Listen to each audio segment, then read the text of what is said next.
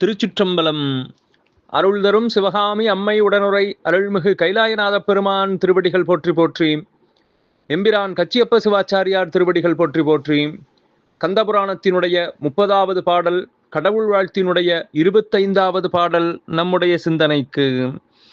தாரும் உலகெலாம் தந்த நான்முக தேவுதன் துணைவியாய் செறிந்த பல்லுயிர் நாபுதொரு இருந்திடும் நலம்கொள் வாணிதன் பூவடி முடிமிசை புனைந்து போற்றுவாம்.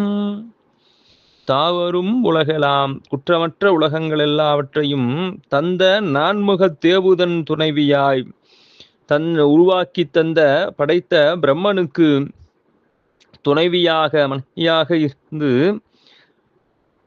செறிந்த பல்லுயிர் நாவுதொரு இருந்திடும், சிறப்புமிக்க உயிர்களுடைய நாவிலே இருந்து அருள் செய்யக்கூடிய நலங்கொள் வாணிதன் பூவடி, அவ்வாறு நலமாக இருந்து அருள் செய்யக்கூடிய வாணி என்று சொல்லக்கூடிய சரஸ்வதியினுடைய திருவடியை, பூ போன்ற திருவடியை முடிமிசை புனைந்து போற்றுவாம்.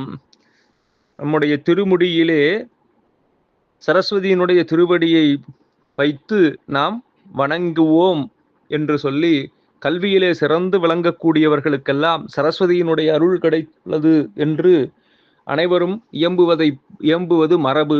அம்மரபினை ஒட்டி சரஸ்வதியை வழிபாடு செய்து புராணத்தை தொடர்கின்றார் கச்சியப்ப சிவாச்சாரியார். திருச்சிற்றம்பலம்.